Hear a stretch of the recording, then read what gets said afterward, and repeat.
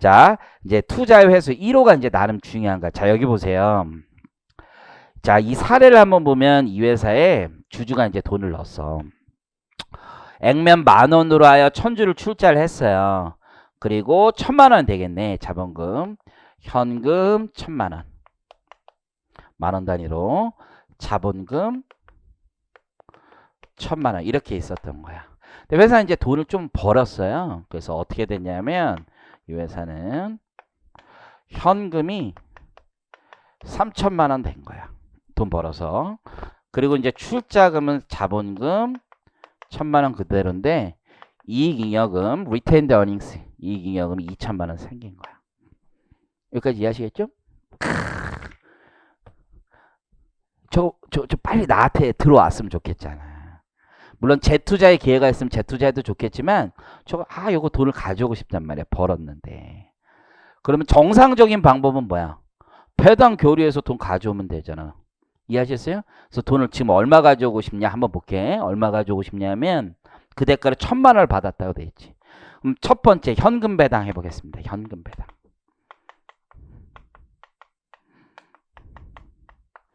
그러면 어떻게 하는 거야?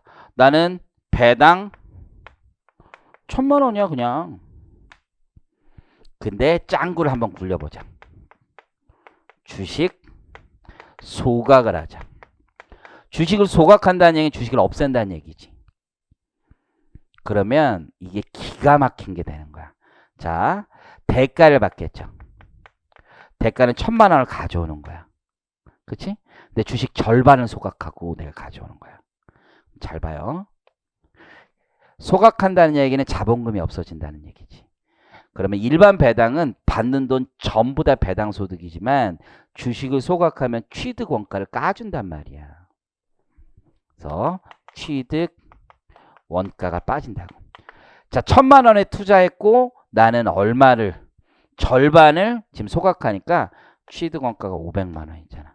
그럼 나는 배당 소득 얼마야? 이걸 배당으로 간주하기로 했으니까 그럼에도 불구하고 배당은 500만 원인 거지. 괜찮지 않아? 무식하게 현금 배당할 게 아니라 소각하는 게 더 나을 수도 있는 거야. 대신 주식 수만 줄어든 거죠? 아니 주식 수가 줄어드는 게 뭐가 중요해? 다시 분할하면 또 늘어나는 거. 그렇잖아? 뭐가 중요해? 버크셔 해서웨이라는 회사 알아요? 워런 버핏 회사? 몰라? 거기 주식을 분할 한 번도 안 했어. 그래서 시가가 한 주당 시가가 지금 12억 정도 하더라고. 한 주당 그 분할 안 해서 그렇게 할 수도 있잖아. 우리나라에 뭐 제지 회사 하나 있는데 거기에 버크셔 해서웨이 주식 가지고 있는 회사가 있어요. 그 회사 자산이 총 내가 지난번에 감사 봤을 때 자산 총액이 한 400억이야. 그렇게 큰 회사 아니야. 근데 버크셔 해서웨이 주식을 20주 가지고 있어. 그러면 240억이잖아. 그게 그래요, 걔네. 근데 그거를 평가를 한 번도 안 했어요. 일반 기업 회계 적용해서 평가 안 했어. 그래서 20주 가지고 있는데 그게 장부가액으로 있는 거잖아. 장부가액 얼마 뭐네 깜짝 놀랐어. 20주 가지고 있는데 장부가액이 얼마냐면 6천만 원, 6천만 원. 6천만 원이라니까 300만 원씩에 샀다는 거잖아. 지금 12억이잖아. 너무 부러워가지고. 그래서 그 회사 영업이익은 별로 안 나도 그 주식 평가 차익이 사실은 엄청난 회사인 거지. 어쨌든 요거 주식 수는 중요하지 않다는 얘기야. 이거지 500. 뭐 이렇게 받는 게 나은 거지 사실은. 그런데 이게 조세 회피라고만 볼 수 없는 건 나중에 양도했을 때 한번 생각해 보자고. 양도 이건 중간에 배당 받은 거고. 이걸 다 판다고 쳐봐. 다 팔면은요 현금 배당하면 어떻게 돼? 양도 차익이 바뀌는 거지. 양도 차익이 지금 1,000만 원 빼갔으니까 2천만 원 남아 있을 거 아니야. 지금 상황 이해하시겠죠? 1,000만 원 빼갔으니까 2천만 원 남아 있을 거 아니야. 2천만 원에서 자신의 취득 원가가 있을 거 아니야. 취득 원가 1,000만 원 그대로 남아 있는 거죠? 그러면 양도할 때 1,000만 원 번 거지. 근데 이 경우는 어떻게 되는 거야? 양도하면은 2천만 원 돈 남은 거 가져오겠지만 취득 원가가 얼마야? 500만 남아 있잖아. 그러면 이때 더 과세가 되는 거지. 결국 과세 시기의 차이만 있는 것뿐이죠. 이해하시겠어요? 과세 시기의 차이만 있을 뿐이야. 하지만 여기서 중요한 거 하나 더 있어 사실은. 뭐가 있을까요? 소득의 구분이 다르잖아. 시기도 다르지만 소득의 구분이 다르다고. 얘는 양도소득이고 얘는 배당소득이잖아. 이해하시겠죠? 외국 법인들 있지. 외국 법인들. 내가 회사 이름을 얘기하긴 좀 그런데 그래서 외국 법인 중에 우리나라에서 이런 행위를 한 애들이 되게 많아. 요 근래에 가장 이제 언론 기사 보면 나와 있을 거야. 햄버거 만드는 회사 하나 있어. 그냥 큰 맥은 아니고 다른 거여서 그래서 왕 뭐 이런 애 있어. 하여튼간에 보면은 이렇게 돈 빼간다. 이렇게 주식 소각을 하면서 주식 수를 줄이는 거야. 그 다음에 분할하면 또 돼. 그래서 자본금을 계속 줄이는 거야. 자본금이 굉장히 줄어들 때까지. 그러면 중간에 가져가는 돈이 과세가 거의 안 돼. 이게 만약에 주식 수를 한 주만 남겨놓고 하면 거의 천만에 한 주 남기면 999만 원 이렇게 될 수도 있잖아. 그러면 배당 소득이 거의 없어. 여기서 배당 가져갈 때는 국내 원천 소득에 대한 원천 징수 세율이 다를 거 아니야. 그래서 배당에 대해서는 일반적으로 높단 말이야. 근데 주식 양도는 낮단 말이야. 양도로 많이 가져가는 게 훨씬 더 유리할 수 있다고. 그게 외국 애들이 우리나라에서 국내 원천 소득이 열거되어 있고 그 세율이 소득별로 다르기 때문에 이렇게 많이 조정을 합니다. 실제는. 어쨌든 이런 뜻인 거야. 이해하시겠죠? 그래서 주식의 소각의 핵심은 뭐야? 아, 과세이연이 되는구나. 배당은 배당인데 과세이연이 현금 배당보다 기가 막히는구나. 다음 페이지 넘어가 볼게요. 그래서 사례에서 다시 한번 보면 두 번째 문단을 보겠습니다. 주식을 소각하든 이익 배당을 하든 갑의 경제적 지위에는 아무런 변화가 없습니다. 그럼에도 불구하고 배당 소득의 차이가 발생하는 이유는 과세 시기가 다르기 때문이에요. 그래서 만일 이후 갑이 주식을 2천만 원에 처분한다고 가정하면은 나중에 양도소득은 1,500이 되는 거고 이익 배당으로 받으면은 양도소득은 1,000만 원이다. 그러니까 총 뭐는 똑같아요. 과세 소득은 똑같네. 하지만 그 시기와 소득 구분이 상이하게 되는 겁니다. 이 주식 소각. 주식 소각의 핵심은 취득 원가를 빼준다는 거예요. 주식 소각의 핵심은. 그러니까 사람들은 짱구를 굴릴 수 있죠. 어떤 짱구를 굴리는 거야?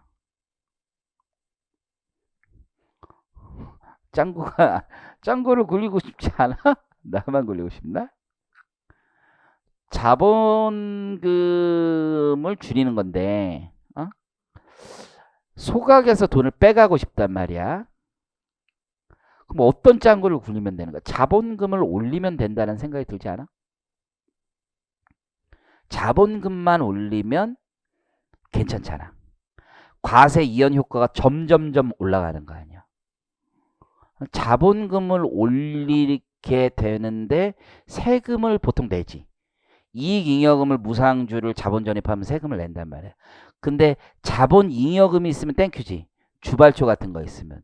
주발초를 자본잉여금 있는 그 개를 자본금으로 올리고 감자를 해버리면 어떻게 돼? 엄마 취득원가가 올라가서 세금 줄일 수 있잖아. 그래서 조세 회피행위를 할 수가 있단 말이야.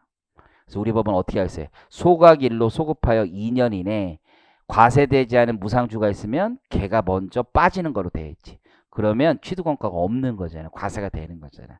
그래서 과세 이연의 혜택을 이제 조세팽이 차원에서 누리는 걸 방지하기 위해서 이런 규정을 두고 있는 거라고 보시면 돼. 그래서 어쨌든 과세 이연과 관련된 거다.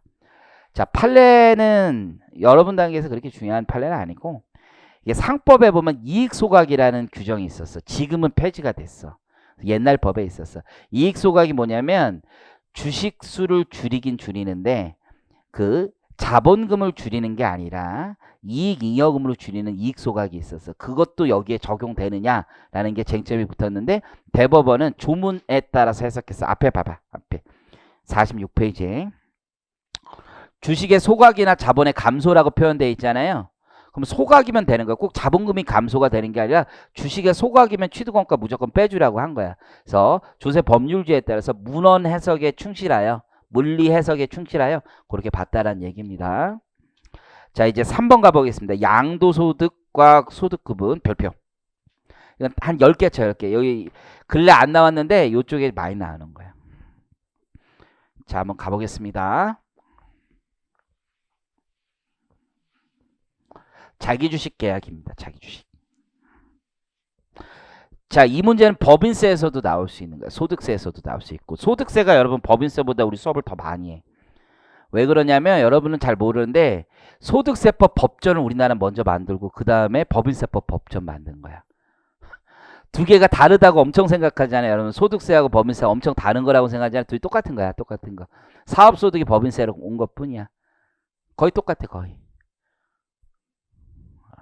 집에 가서 법좀 봐봐. 법좀 접대비 감가상각비 그 규정이 다 어디에 있는 건지, 그리고 법인세법 조문이 뭐를 차용하고 있는 건지, 법인세법에서 금융소득 소득세법 다 차용하고 소득세법 몇 조에 따라 다 그렇게 돼서, 그래서 내가 소득세법 먼저 하는 거야. 소득세법 법전을 쓴 다음에 법인세법 법전을 쓴 거야. 소득세법의 소득의 개념을 알아야지 법인세도 잘하는 거야 사실은. 어쨌든 그렇고, 자 그러면 A법인이 있어. A법인 있고, A법인이 자본이 있죠. 자본. 그리고 여기에 주주인 갑이 있습니다. 갑이 주주예요. 자, 갑의 고민은 여기에 쌓여있는, 이 잉여금 이거 좀 가져오고 싶은데, 이거 가져오고 싶은데 세금 좀 적게 내면서 가져올 수 있는 길이 없나, 늘 고민하는 거죠. 이거 세금 어떻게 좀 줄이면서 가져올 수 없나, 이런 고민을 굉장히 많이 합니다. 배당 미쳐버리겠네. 배당이면 돈 많이 버는 사람들은 세율이 40% 넘잖아. 거기에 건강보험료 6% 내야 돼. 건강보험료 다음에 6% 대박이지. 그러면 지방소득세까지 합치면 거의 50% 좀 넘어. 공산당이냐 이런 얘기 많이 한단 말이야. 이게 무슨, 이 나라가 무슨 공산당이냐, 절반을 넘게 뺐느냐, 뭐 이런 얘기를 한단 말이에요. 그죠? 그럼 세금 적게 내고 싶은 방법 뭐가 있냐?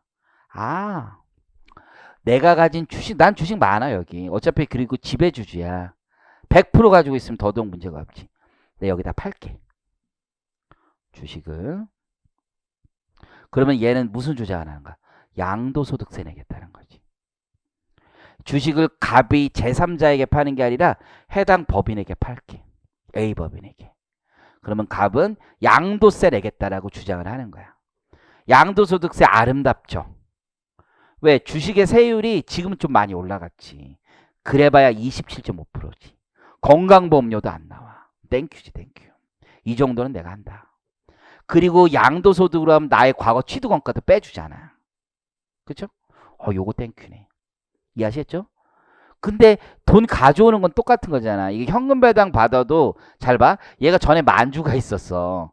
5,000주를 팔았어. 돈을 가져왔어. 다시 분할해도 되잖아. 주식수. 자본금이라는 건 바뀌었지만 회계학적으로는 똑같은 거 아니야. 그게 구성 분류만 다른 것 뿐이지. 그러니까 얘는 돈을 가져올 때 어떻게 가져오고 싶은 거야? 자기 주식으로 가져오고 싶은 거지. 자기 주식을 처분하고, 즉 회사에 주식을 처분하면 자기 주식이 생기는 거잖아. 근데 양도소득이라고 주장할 수도 있는 거야. 이게 완전히 틀린 게 아니라, 이게 이런 거래로 볼 수도 있지. 을이 있어. 을이. 그럼 을에게 팔면 양도소득은 확실하잖아. 근데 이것도 되는 거 아니야? 여기 팔았다가 이렇게 파는 것도. 그럼 한번 거쳐가긴 했지만 결국 을에게 갔잖아. 그럼 이렇게 판 거랑 같은 거 아니야. 회사 돈이 나왔지만 다시 돈이 들어오잖아. 그럼 이걸 배당이라고 보기는 어려운 거지. 이건 양도 맞지. 지금 이해하시겠어요? 그러니까 주장이 서로 대립할 수 있는 거야. 그럼 결국은 회사가 이 자기 주식을 취득하는 목적이 어떤 거냐가 굉장히 중요한 게 되겠네. 목적. 회계학에서도 배우지. 자기 주식 취득의 목적에 대해서.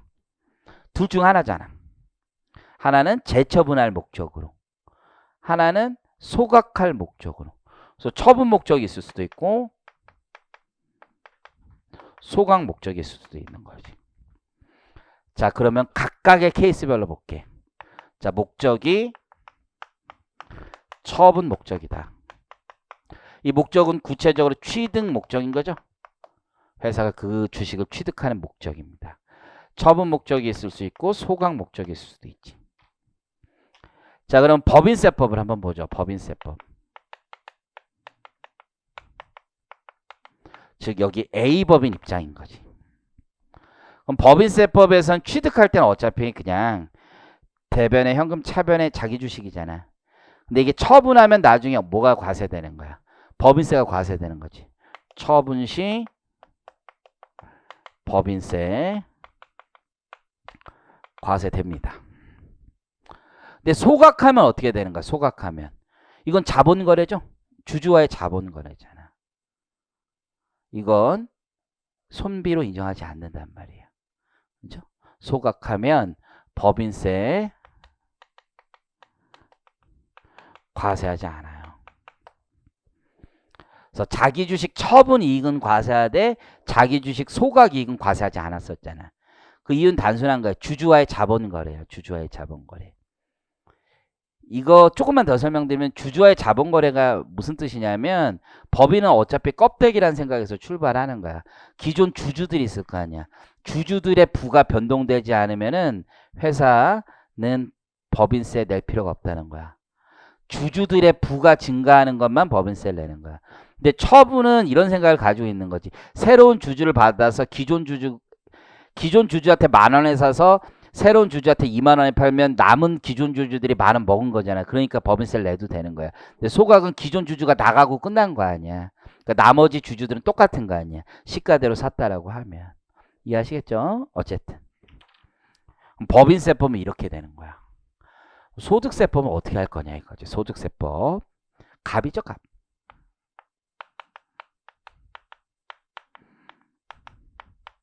이제 느낌이 왔을 것 같아. 제가 진짜 처분한다면 그림으로 보면 어떻게 되는 거야? 여기에다 팔았지만 이렇게 을에게 가는 구조라면 이거는 직접 판 거랑 똑같은 거 아니야 결국은. 그래서 얘는 양도소득이 되는 거지. 양도소득이 훨씬 더 유리해. 세율도 낮고 회사에서 돈 빼오기도 너무 좋고. 그런데 소각이라면 이건 배당이야, 배당. 그냥 가져오는 거야, 돈 가져오는 거야. 그러니까 여기도 손비 인정이 안 되는 거나 비슷한 거지. 그래서 얘는 배당 소득이 되는 거야. 그래서 취득 목적에 따라서 양도 소득인지 배당 소득인지 구체적으로 의제 배당인지가 달라지는 거야. 취득 목적에 따라. 이해하시겠습니까?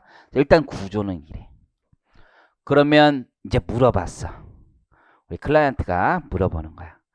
내가 돈을 빼오고 싶은데 어디서 들으니까 어디서 들으니까 회사 돈을 빼오는데 자기 주식 거래를 하면 된다라는 얘기를 들었는데 세금 낮게 이거 되나? 물어보는 거예요. 그죠? 그러면 클라이언트한테 소각 목적입니까? 처분 목적입니까? 하면은 알아듣는 클라이언트도 있고 그게 뭐냐 이렇게 물어보는 사람도 있지. 그러면 본인 같으면 뭐부터 물어보겠어? 클라이언트한테. 그냥 단순하게. 그렇지. 왜 돈 필요하시냐 뭐 이런 얘기를 하겠지.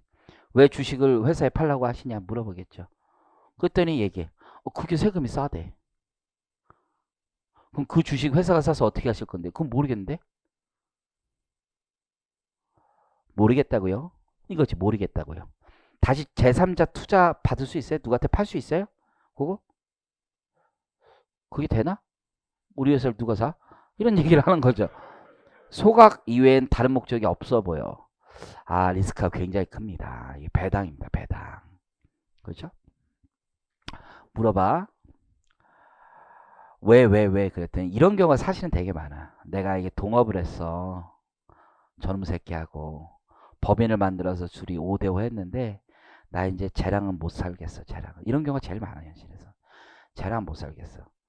형 아니에요? 보통 동생이 화가 많이 나요. 동업은 거의 99.9% 동업은 동생이 화가 많이 나.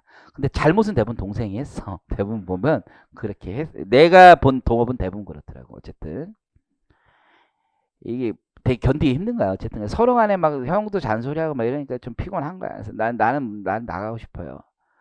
지분 정리를 해달라고 해. 근데 지분 정리를 해달라는 거는 갑이 을 걸 사줘야 된다는 얘기잖아요. 현실적으로. 그 돈이 어디 갑이 개인 게 어디 있어. 그러니까 회사 돈을 지금 쌓은 거 내 보내주고 싶은 거야. 일반적으로. 그럼 개인 돈이 아니라 회사 돈 써서 내 보내고 싶은 거라고. 회사에 쌓여있는 잉여금 가져가란 얘기예요. 그럼 배당이지 현실적으로. 그래서 동업하는 사람들끼리 싸워서 자기 주식 정리하는 게 제일 많아요. 제일. 이해하시겠어요? 그래서 우리 목적에 따라 다른데 그 목적은 이제 느낌이 왔네. 느낌이 왔어. 목적은 우리가 한마디로 얘기할 수 있어 없어? 못해요. 그리고 얘네들은 특히 어떻게든 양도소득으로 가고 싶어 하겠지. 그러면 클라이언트의 그 집착이 어마어마합니다. 배당이에요. 아니 이렇게 하면은 돼요. 그래서 왜 안 되는 거야? 남들은 양도 된다는데. 이게 소각 목적이 아니라 처분 목적이어야 돼. 그러면 우리 자기 주식을 살 때 주주총회 열어서 다시 처분하기로 목적을 세우고 거기에 형식을 맞춰서 하면 되는 거 아닙니까? 그래도 당분간 처분하실 일은 없잖아요. 우리 처분 된다고 가정하고 합시다. 가정하고. 이사의 의사록도 이렇게 만들고 주주총회 의사록도 만들고 그 계약서도 다 이렇게 만듭시다. 안 돼요? 뭐 안 될 것까지는 없는데 처분하실 거 아니잖아요. 소각하실 거 아니야. 아니야. 처분됩니다. 누구 있어요? 지금 살 사람? 있어요. 누구 있어요? 곧 나와요. 뭐 이런 거죠. 그렇잖아요? 뭐 이런 식이야. 이런 식. 그 답이 없는 얘기를 엄청 많이 한다고. 그리고 서류만 완벽하면 되는 거 아니냐. 이런 얘기를 많이 해. 이해하셨죠? 형식을 갖추겠다 나는. 하지만 실무적으로 어렵다. 이게 빡세다. 이런 얘기를 많이 한단 말이야. 이해하시겠어요? 자 이제 갑니다. 그래서 거기 양도소득과의 소득 구분이 나와 있고, 자, 맨 밑에 두 번째 줄 키워드입니다. 자본 감소 목적의 일환. 그래서 의의에서 자본 감소 목적의 일환. 뭔지 아시겠죠? 이게 자본 감소 목적, 소각 목적으로 이루어진 거면 배당 소득이란 얘기예요. 자, 오른쪽 구분 실익. 자, 구분의 실익은 양도소득이면요, 세율이 낮아 일반적으로. 그리고 수입 시기도 달라. 수입 시기. 양도소득의 수입 시기는 매매대금 청산이야. 매매대금 청산. 이게 원칙이야. 주주명부 개서가 더 빠르면 그날로 하고 그냥 그건 편하게 보시면 되고, 얘는 결의일이야. 결의일. 완전 달라. 완전. 결의일. 자, 한번 들어볼게요. 대법원 판례 이런 게 있어. 얘가 X 1년에 자기 주식 거래를 한 거야. 자기 주식. 그리고 신고는 양도로 했다. 양도로. 그렇죠? 그리고 X 7년쯤에 가서 주식을 소각한 거야. 여기까지 이해하시겠죠? 얘들은 주장한 거야. 주장. 양도를 했지만, 소각을 했지만 제척기간이 지나서 했으니까 네가 어쩌래. 뭐 이런 생각을 한 거지. 제척기간 지났으니까 5년 지나갔으니까 난 했어. 메롱 소각. 이 얘기를 한 거지. 하나를 잘못했네. 하나를. 너 이거는 아무것도 아니야. 수입식 이때야. 이때. 지금 무슨 얘기하는 거야. 결의했잖아. 결의. 이날이 수입식이야. 이날 수입식이가 아니라. 이해하셨어요? 수입시기가 이때라고 돼 있잖아. 결의라고. 그럼 이 사이 거는 어떻게 되는 거야? 회사에서 돈 가져왔잖아. 아무 이유 없지. 업무무관 가지금이 뜨는 거야. 이 사이에. 이해하셨어요? 돈 가져왔으니까 업무무관 가지금이라고. 쫓아오시겠죠? 근데 이 사건이 재밌는 건 뭐냐면 과세 관청이 졌어. 왜 졌냐? 대법원 얘기야. 엄마 맞네. 수입식이 이때야. 수입식 이때야. 제척기간 상관없어. 근데 너는 국세청 잘못됐어. 넌 안 돼. 왜냐면 양도소득 신고한 거를 환급을 해주고 과세처분했어야지. 하나의 소득에 대해서 어떻게 두 개의 소득이 존재하느냐. 지난 시간에 배웠던 거죠. 그래서 이 양도소득이면 양도소득이, 배당이면 배당인데 양도 세금 받아놓고 또 배당 때리는 놈이 어딨냐. 이거 취소하고 이거 들어왔어야지. 이렇게 얘기한 겁니다. 이건 소송 과정에 있는 거고. 이해하시겠죠? 둘 중 하나라는 거야. 소득은. 그래서 어쨌든 귀속시기는 이때라는 겁니다. 귀속시기는. 그러니까 소각을 아무리 뒤늦게 해도 어쩔 수 없다라는 거야. 우린 메롱 제척기간 뭐 이런 얘기 해봐야 소용이 없다. 이거 뒤에 가면은 의미가 없어요. 이래서 수입시기를 이렇게 보고 있다. 여기까지 이해하시겠죠? 자, 그래서 그 소득 구분에 의의나 있죠. 양도소득은 낮은 양도소득세를 부담하지만 두 번 줄에 대금 청산일이 귀속시기예요. 그리고 양도소득이면 원천징수 의무가 없어. 회사에서 양도소득은 일반적으로 거주자 양도소득은 원천징수하지 않는단 말이에요. 그렇죠? 근데 배당소득은 세금이 좀 높고 수입시기는 주식 소각의 결의일입니다. 그래서 결정일 그 수입시기로 한다. 그리고 이건 원천징수 의무가 있습니다. 회사 입장에서는. 자, 마지막으로 이제 판례상의 구분 기준이야. 얘냐 얘냐 어떻게 구분할 거냐. 아까도 얘기했잖아. 이게 클라이언트들은 어떻게 계속 이걸 가고 싶은 거야. 계속 양도 안 돼, 양도 안 돼. 세금이 절반이라는데 우리 세무사는 왜 다른 세무사는 양도 된다는데 왜 너만 안 되니? 이런 얘기를 해요, 진짜. 정말 근데 양도라고 주장하면서 파는 세무사 되게 많아요. 여러분 잘 몰라서 그런데 현실에 가면 되게 많아. 특히 우리나라 현실에 보험 파시는 분들 세무사님들이 되게 많아. 그분들 비난하거나 그런 건 아닌데 보험을 자기 보험 등록을 해. 그래서 팔아. 그래서 한번 뭐 월납 막 몇천만 원짜리 들면 보험 자기 수수료가 몇천만 원 들어와. 그러니까 그거 하시는 세무사님 되게 많아. 근데 비난하거나보다는 그분들이 가서 컨설팅을 하는 거야. 회사 돈 이렇게 빼가시면 된다. 양도소득으로 신고해서. 그리고 보험 하나 가입해달라. 뭐 이런 얘기 해. 그 자금이 있어서. 그러고 진짜 몇천만 원씩 받는 사람이 우리나라 세무사 중에 몇천 명 된다고 봅니다. 저는 몇백 명도 아니야. 되게 많아. 정말 많아. 근데 내 클라이언트한테 이렇게 오는 거란 말이야. 와가지고 막 설레발 치고 한단 말이야. 그럼 안 된다고 얘기해봐야 지금 클라이언트는 나에 대한 신뢰가 어마어마하지 않는다면 자기한테 좋은 말 해준 사람이 좋은 거잖아. 이거 된다는데 얼마나 기뻐. 우리 회사에서 저 원회에서 저 새끼는 맨날 안 된다고 하지 말라고만 하는데 저 천사 같은 아이는 와서 포함 하나만 들어주면 이걸 다 해주겠다는데 이게 뭐냐 이거지. 이해하셨어요? 이게 문제가 있는 거지. 그래서 된다고 자꾸 주장하고 그리고 기가 막힌 거 합니다. 서류가 중요합니다. 서류가.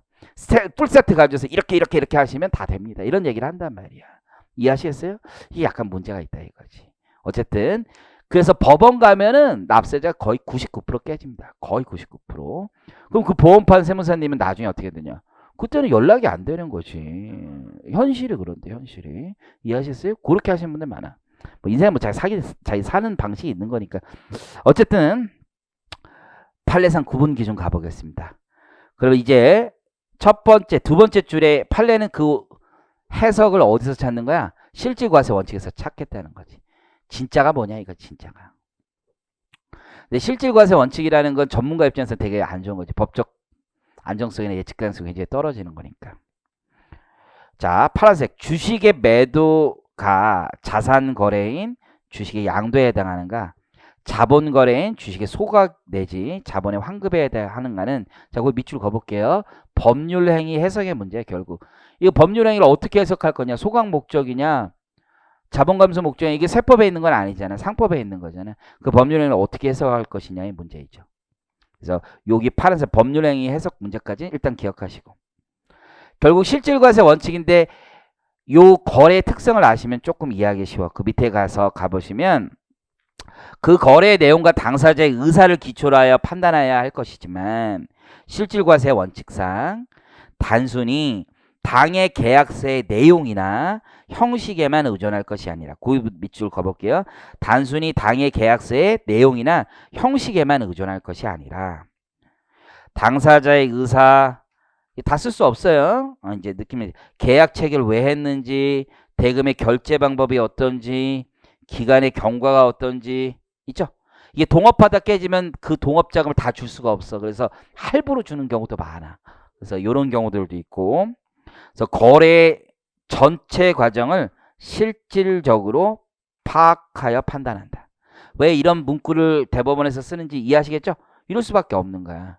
이게 하도 주장이 납세자들이 거칠게 나온단 말이에요. 표현이 진짜 그런데 거칠게 내가 양도라면 양도지. 법관 네가 내심의 의사를 어떻게 하냐 이런 얘기를 한다고요. 내 마음이 처음에는 양도에서 처분할 목적인데 이게 매수자가 나오기로 했는데 안 나왔다고 이런 주장을 해. 뭐 서류 조작하는 애들은 요 매수계약서까지 써놔. 심지어 그래 해지하고 막 그래 막 서류가 엄청 많아. 이따만큼 주면서 원래 이랬는데 안 된 걸 어떻게 하라고. 안 된 거를 막 자꾸 이런 주장을 합니다. 안 된 걸 어떻게 하라고 막 이런 주장을 계속해요. 그럼 법관은 다 듣고 일단 그 다 뭐 좋은 얘기인데 우리가 보기에 거래 전체 과정을 보니까 과세관청도 엄청 주장하겠지. 이게 사실관계 싸움이 되는 거야. 그래서 전체 과정을 보니까 내 맘대로 할게 이거죠. 법관이 결정하는 거지 뭐 내 맘대로지. 이쪽에 마음이 쏠림이 이러고 자유심증인데 이쪽에 마음이 쏠림이 이런 거고 그런 거잖아. 이게 양도로 본 판례도 있어. 자기 주식 소각으로 본 거래도 있고 이게 판례가 다양해. 그렇죠? 대법원에 이 문구는 다 똑같이 써. 이 문구는 다 똑같이 쓰는데 어떤 사람은 과세관청 손들어주고 어떤 사람은 납세자 손들어주고 하는 거야. 그럼 납세자 손들어준 판례가 있으면 또 아까 보험하시는 분들 있지? 내가 안 된다고 하면 그 대법원 판례 딱 갖다 놓는다고. 보세요. 이거 되지 않냐고. 그런 얘기를 해요. 아, 어쨌든 간에. 그런 얘기 하면 우리도 이제, 이게, 이런 것도 있다 하면 이게 싸움이 되는 거지. 나중에 어떻게 마음대로 하세요 이렇게 되는 거지. 나도 마음대로 하세요. 근데 책임 내가 못 지겠다 마음대로 하시라고 뭐 이렇게 얘기를 해요. 그러면 내가 또 마음대로 하라 그러면 또 개쫄아요. 그 또 클라이언트가 진짜 이거 큰일인데. 그래서 내가 얘기를 해요. 그래서부터 그렇게 하고 나서 요거 3년 이내 조사 받으십니다 이렇게 얘기를 하면 처음에 이제 떠나신 분이 있었어. 한 두 분 정도 그렇게 해서 나는 안 해준다 이건 말도 안 된다. 떠나신 분이 있는데 3년에 조사 받는데 딱 3년에 진짜 조사 받아요. 그래서 완전 털리는 거야. 그래서 전화해가지고 원행회사 말을 들을 걸 뭐 이런 얘기 많이 한단 말이야. 근데 나 이제 원행회사에서 떠나지 않을 거야. 품에 안길게. 뭐 이렇게 얘기하면 계속 있겠다 하는 분들도 있단 말이야. 이게 엄청 그래, 엄청. 이해하시겠죠? 요 뜻을 이해하실 거라 믿고 자 하나만 더 해볼게. 야 요즘에는 기가 막힌 애들이 또 많아. 나 이것도 하지 말라고 하는데 이것도 참. 자 봐. A 법인이 있어. A 법인. 나 미쳐버리겠는 거야 이게. 돈이 내가 지금 가지급금이 너무 많아. 한 5, 6억 쌓여 있는 거야. 미쳐버리겠네. 내가 가지금 때문에. 저 계속 이자 내야 되고 그러잖아. 가지금. 방법을 생각한 거지. 자, 갑이 있습니다. 갑이 자기 주식 거래하면 양도든 배당이든 세금 내야 되잖아. 한 6억만 딱 빼오고 싶은 거야. 자, 그러면 갑이 A 주식을 가지고 있는 거잖아. A 주식을 을에게 징여합니다. 근데 을이 뭐야? 배우자야, 배우자. 이해하셨어요? 배우자. 그러면 6억까지는 비과세야, 비과세. 이해하셨죠? 그러면 징여세 신고를 딱 해. 그럼 배우자는 6억의 취득가액이 생긴 거 아니야. 세금 하나도 안 내고. 이해하시겠죠? 그리고 이걸 여기에 팔아. 이해하시겠죠? 이건 양도든 배당이든 상관없어. 어차피 배당 소득을 계산할 때도 취득원가는 빼주고 계산하니까. 그리고 6억에 사오는 거야. 지금 이해하시겠죠? 그러면 여기에 현금이 꽂히는 거지. 현금이. 배우자한테 현금 6억. 세금 하나도 안 낸 거지. 이해하시겠죠? 이걸 가지고 뭐 같이 집을 사도 좋은데 가지금 해결이니까 이 사람에게 돈이 있어야 될 거 아니야. 이 사람이 빌려온 거니까. 어떻게? 다시 징해해. 배우자끼리 6억까지는 비과세니까. 이렇게 가는 거 비과세, 이렇게 가는 거 어차피 비과세니까 다시 현금이 들어가. 그리고 가지금 해결하고 나오는 거야. 지금 이해하셨어요? 얼핏 보기에는 기가 막힌 것 같지만 이게 전체가 한 세트라고 본다라면 이것도 실질과세 적용 가능성이 굉장히 큰 거야. 실제로는. 굉장히 큰 겁니다. 요 짓을 좀 많이 하니까 올해 개정세법에 이게 들어왔더라고. 이 본질 중에 하나가 이게 징여받은 다음에 양도해도 2월과세가 적용되지 않기 때문에 이 문제가 생기는 거라고. 이게 취득원가, 이 사람 취득원가라고 하면 굉장히 낮았을 거 아니야. 2월과세가 적용되면 이 사람에게 배당이든 양도든 뭐가 크게 나올 거 아니야. 이해하시겠죠? 취득원가 계산할 때. 쫓아오시겠죠? 그래서 요 2월과세를 적용하겠다는 뜻이야. 그 얘기는 많이 풀어준 것 같아. 내가 보기에는 오히려 지금 차등배당이라는 게 없어졌는데 차등배당도 법을 만들면서 풀어주는 바람에 오려는데 지금 이 짓을 하라는 것처럼 보이는 경우도 될 수가 있어. 오히려 이 짓을 하라고 어느 정도 된다 이거지. 2월과세는 기간이 있는 거잖아. 버티면 되는 거 아니야. 5년 더 버텨서 하라. 이것처럼 느껴질 수도 있지 않나 라고 생각이 됩니다. 그래서 어쨌든 이거는 이 기존의 사건들은 이제 법원에 가봐야 할 것 같아. 지금 몇 군데 과세가 돼 있는데 이 케이스에 이것도 보험하신 분들 엄청 많이 판 거예요. 내가 몇 년 전부터 수업 시간에 많이 얘기했고 2월과세 좀 조항을 할 필요가 있지 않느냐 이런 얘기를 했었고 자 그래서 우리 투자의 횟수까지 배웠고요.